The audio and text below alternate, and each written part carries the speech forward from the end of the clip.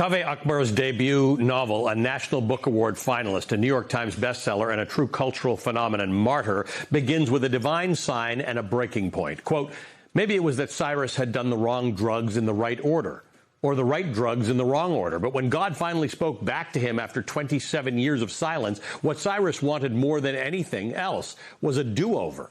Clarification. Cyrus stared up in the room's single light bulb, willing it to blink again, willing God to confirm that the bulb's flicker had been a divine action and not just the old apartment's trashy wiring. Flash it on and off, Cyrus had been thinking, not for the first time in his life, just a little wink, and I'll start over, end quote. Brought to the U.S. from Iran by his father as a baby, Cyrus, our protagonist, is a 20-something confronting his identity as both Iranian and American. He's complex, he's verbose, and he's searching for meaning. He's in recovery from drug and alcohol addiction, grappling with his sexuality and deep-rooted suicidal depression. And if you ask me, he's a very likable character. You can tell that the author, Akbar, is first and foremost a poet. Martyr is lyrical, funny, tragic, and dreamlike at the same time. Akbar is able to masterfully express and explore emotion as only a poet can. Death, mortality, and the novel's name suggest martyrdom. They ground the story in Cyrus's life. He never knew his mother. Right after his birth, she was killed in a commercial flight, which was accidentally shot down by a U.S. warship over the Persian Gulf. Her death was based on a very real and notorious Iran air flight shoot-down. It was Flight 655. Now his father, an industrial chicken farmer, is dead too. As Cyrus struggles, he searches almost obsessively for meaning. Quote, you want to be a martyr? Cyrus's AA sponsor asks, raising his eyebrows. I guess. Yeah, actually, something like that, end quote. Martyr has taken on a new and deeply tragic sort of relevance since the U.S. and Israel launched the war with Iran in February. Martyr is no longer just on bestseller and must-read lists. Martyr is recommended reading for the worried American, for the person searching to understand their Iranian counterpart, who's profoundly suffering at no fault of their own for this war, half a world away. Quote, Cyrus read on a website once that there was a word for this, sonder, the realization that each random passerby is living a life as vivid and complex as your own. Incredible how naming something took nothing away from its stagger. Language could be totally impotent like that. Indeed, sometimes language isn't nearly enough, but sometimes it can be a good place to start. So right after the break, I'll be joined by Kaveh Akbar, the author of today's Velshi Band Book Club feature, Martyr.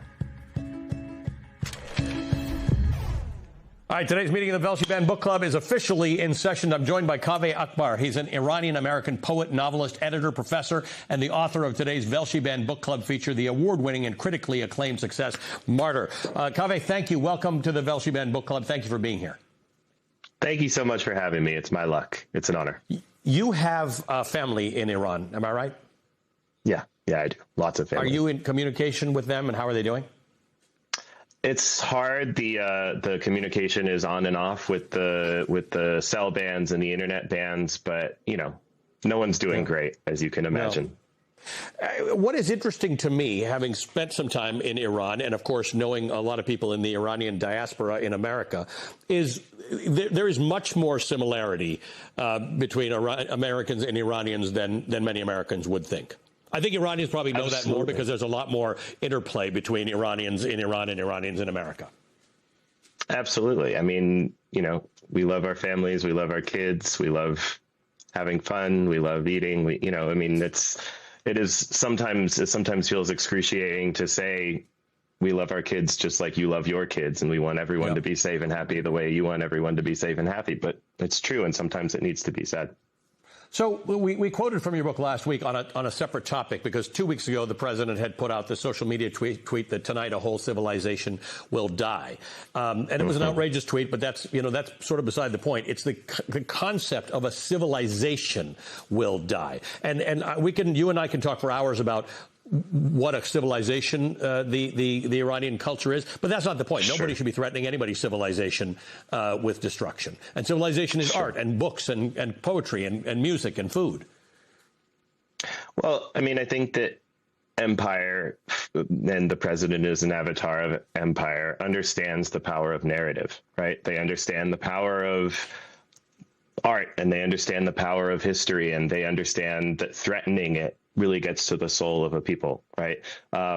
When you have abstract casualty statistics, right? When you have these auto-playing videos of murder of unarmed civilians by drones and this and that, right?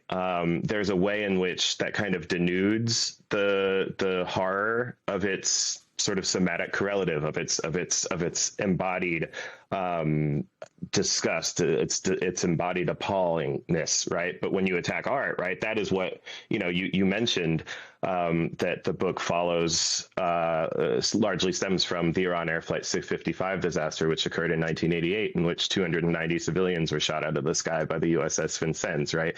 This is not an event that many Americans remember. It was soon surpassed in the American consciousness. Every Iranian remembers it.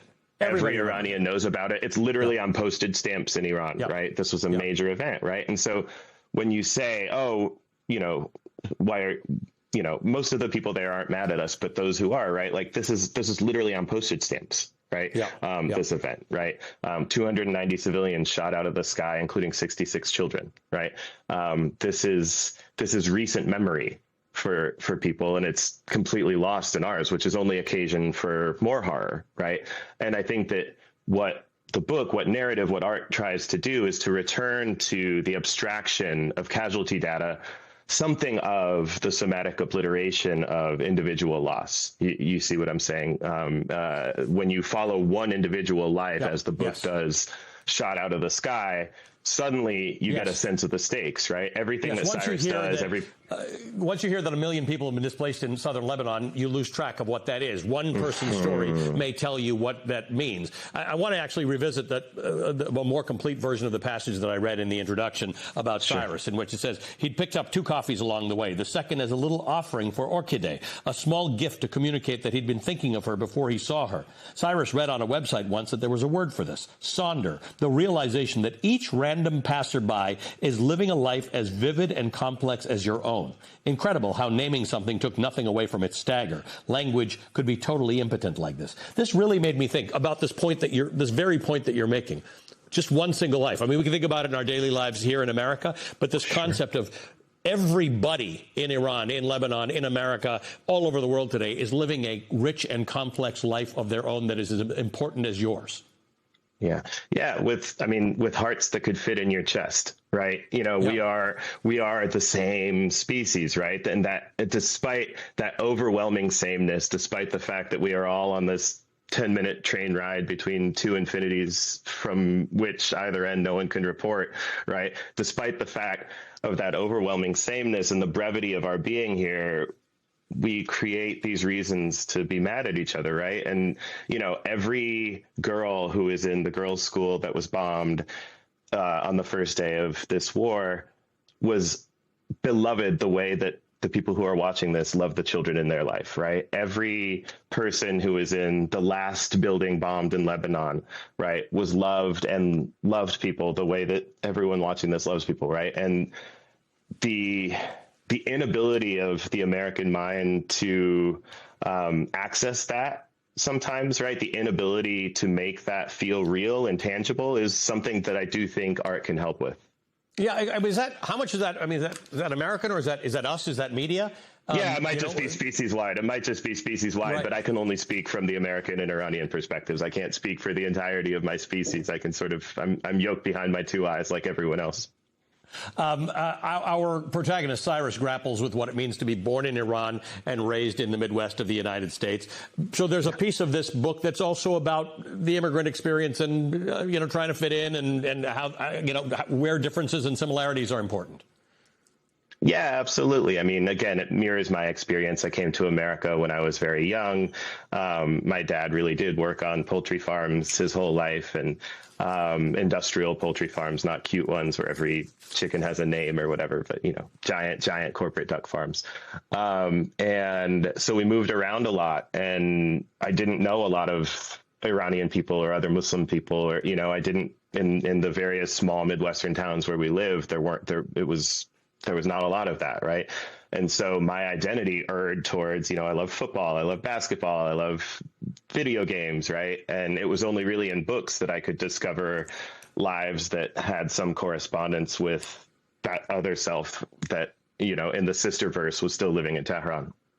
There's so much here that I haven't even touched. There's so many, threads to pull in the book. It's so wonderful, and I'm so glad to have you here. I hope you'll come back and we can continue to have absolutely. these conversations. It's my luck to speak with you. Thank you so much for having me. Thank you for being here. The newest member of the Velshi Ben Book Club, Kaveh Akbar. He's a poet, a professor, and the author of the remarkable novel Martyr.